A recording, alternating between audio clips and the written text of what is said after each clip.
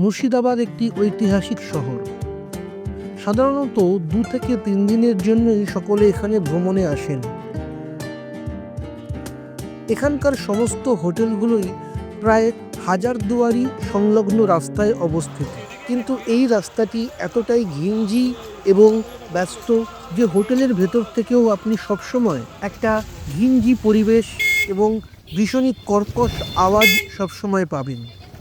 কিন্তু এই সমস্ত কোলাহলের থেকে একটু শান্তিতে থাকতে হলে আমি আপনাকে সন্ধান দেব একটি দুর্দান্ত হোটেলের, যেটি হাজারদুয়ারির একদম সংলগ্ন গঙ্গার ধারে অবস্থিত।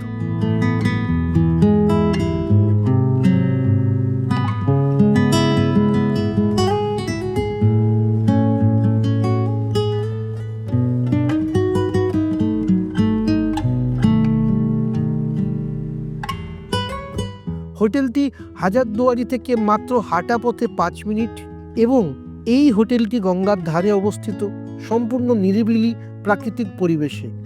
হোটেলে একবার প্রবেশ করলে এর প্রাকৃতিক মাধুর্য আপনাকে শহরের যে কোলাহল তার থেকে অনেক দূরে নিয়ে চলে যাবে।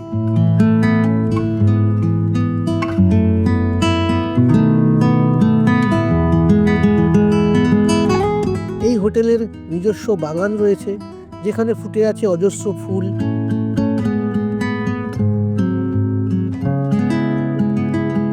প্রচুর দামি দামি দুষ্প্রাপ্য গাছ রয়েছে এখানে।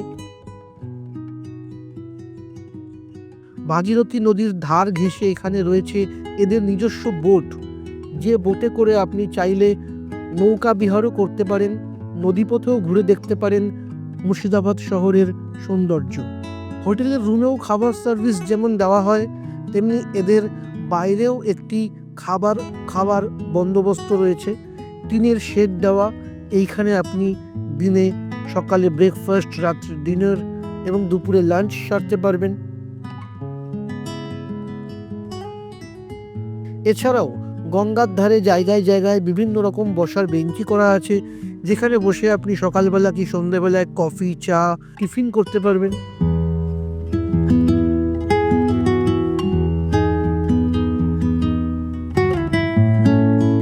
তবে এই হোটেলটির একটি নেগেটিভ আমি বলবো, যে হোটেলের রুমগুলো অতটাও পরিষ্কার পরিচ্ছন্ন নয় যতটা হওয়া উচিত ছিল।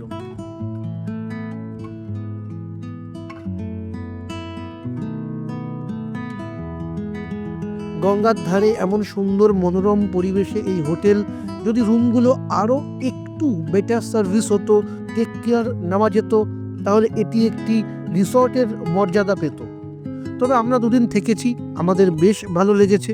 হাজারদুয়ারির পাশে যে ইমামবাড়া, সেই ইমামবাড়ার পিছনে একদম পাঁচিল ঘেঁষেই এই হোটেল মঞ্জুসা। মোটামুটি 1000 থেকে 3000 টাকার মধ্যে এদের বিভিন্ন রুম অ্যাভেলেবেল রয়েছে। যেমন আপনার পছন্দ তেমন আপনি এখানে রুম নিতে পারেন।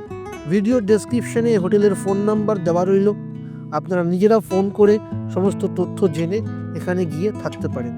এই হোটেলের সবথেকে বড় প্লাস পয়েন্ট বা পজিটিভ দিক, সেটা হচ্ছে এর অ্যাম্বিয়েন্ট।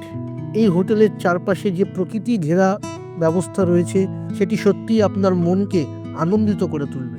কিছুদিন প্রকৃতির মধ্যে কাটিয়ে আসতে চাইলে অবশ্যই আপনারা মঞ্জুসা হোটেলটি ট্রাই করতে পারেন।